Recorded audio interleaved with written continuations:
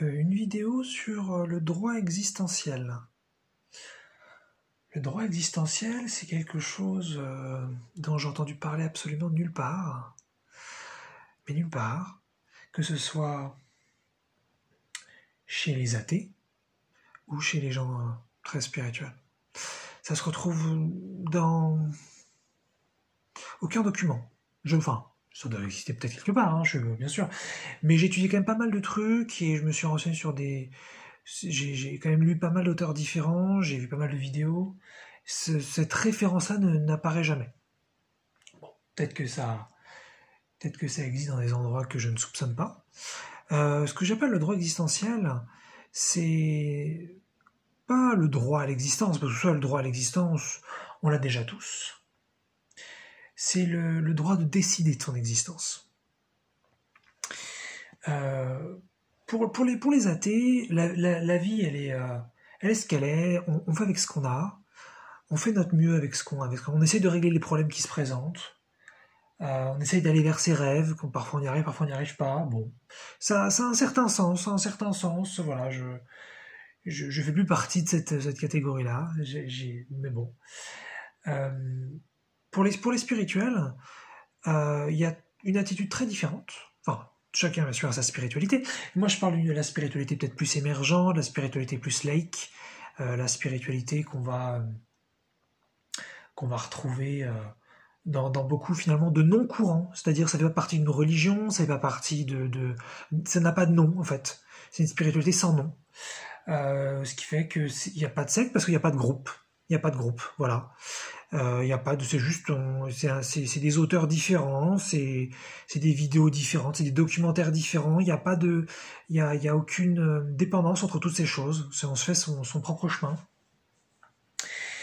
Et un truc qui revient beaucoup dans cette spiritualité, c'est l'idée que l'âme va choisir avant l'incarnation la vie qui va se passer. Alors, je ne vais pas rentrer trop dans les détails, ça va être un peu chiant. Mais bon, voilà, on décide les grandes lignes de la vie. Et voilà, pour apprendre, pour avoir des expériences, pour avoir des missions de vie, pour apprendre des leçons, voilà. Et puis ça marche pour tout. Ça veut dire, c'est par exemple, on va choisir d'avoir une telle maladie à un moment donné de la vie pour la traverser et s'enrichir de l'expérience qu'elle a.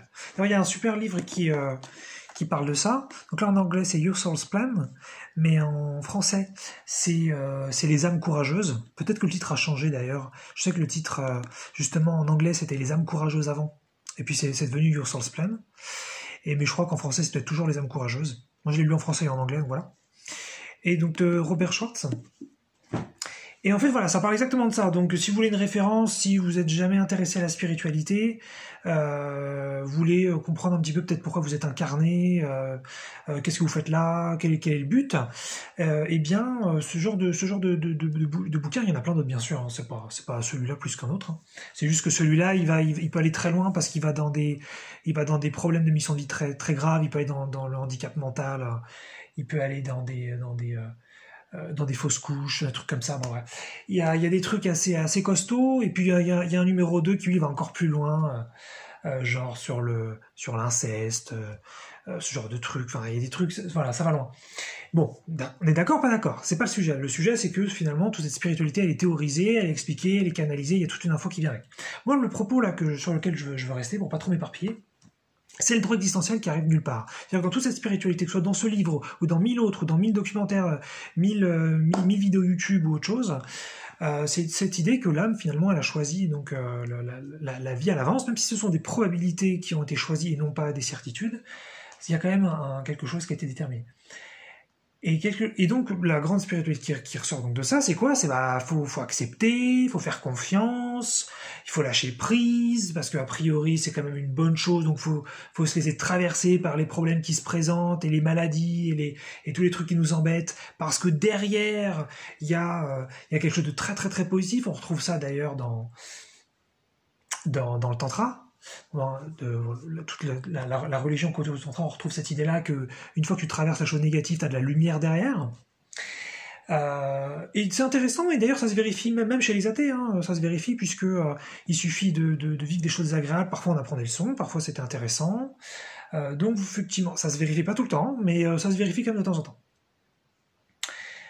Et voilà, et donc on revient sur toujours, là je me répète, sur cette histoire de lâcher prise, de faire confiance, d'acceptation. Et en fait, moi je voudrais parler du droit.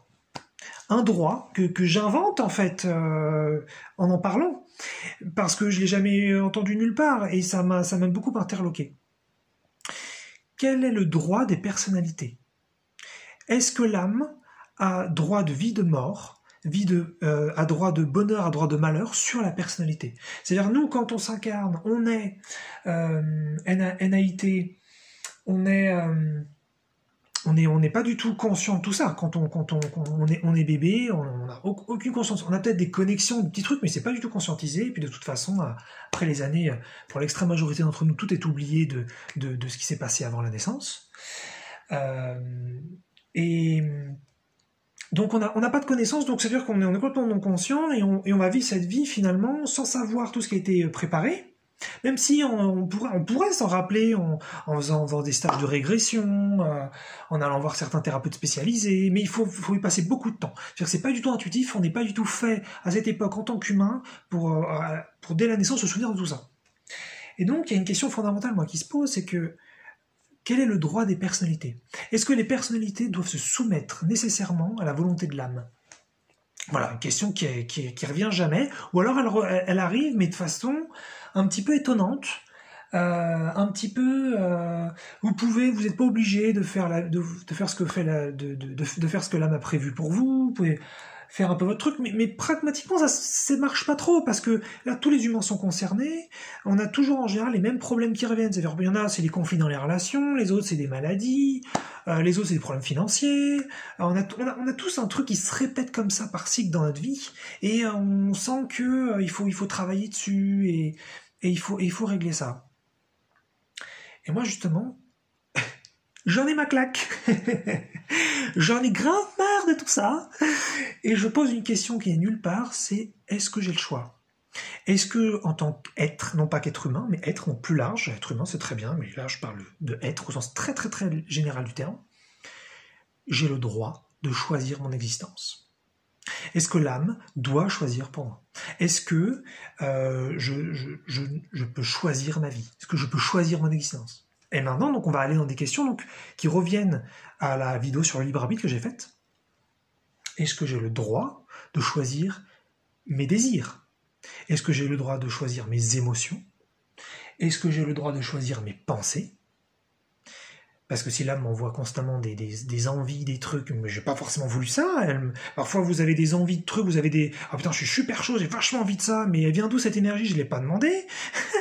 on m'impose une envie. Alors en général on se plaint pas parce que c'est agréable, mais ça marche aussi dans l'autre sens. Hein. Les trucs désagréables sont aussi imposés. Et je me dis, mais il est où notre droit à nous, les petites personnalités humaines qui avons finalement peu de conscience par rapport au non-physique, par rapport à... Il faut étudier plein de trucs, apprendre plein de choses, et encore, on n'a jamais vraiment de certitude.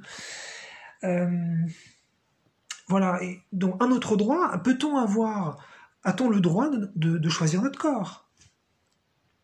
Ou à minima, a-t-on le droit de choisir l'évolution de notre corps? Parce que souvent, on peut influencer des trucs, mais...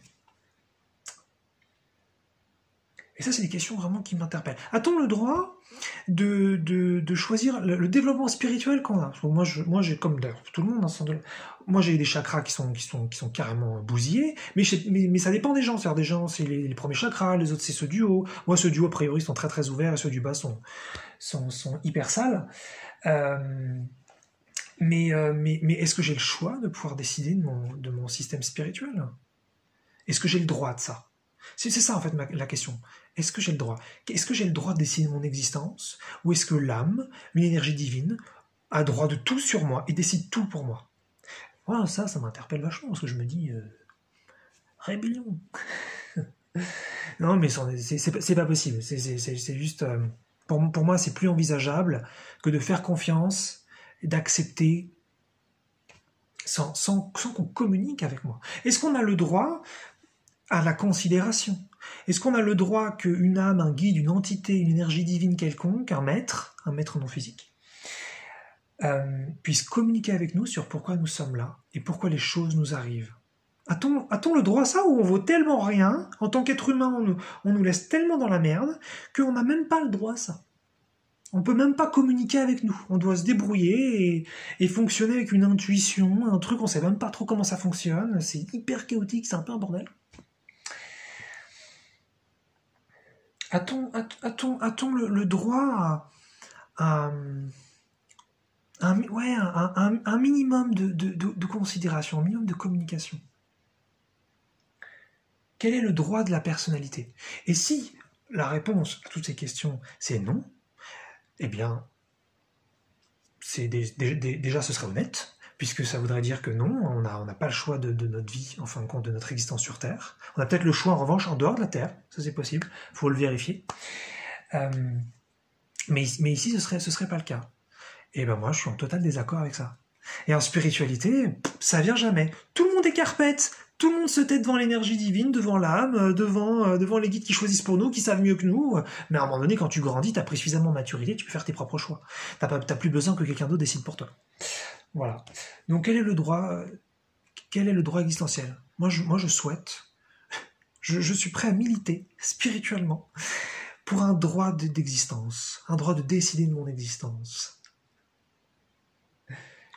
Je suis en complet désaccord avec la politique du non-physique, telle que la Terre est gouvernée aujourd'hui.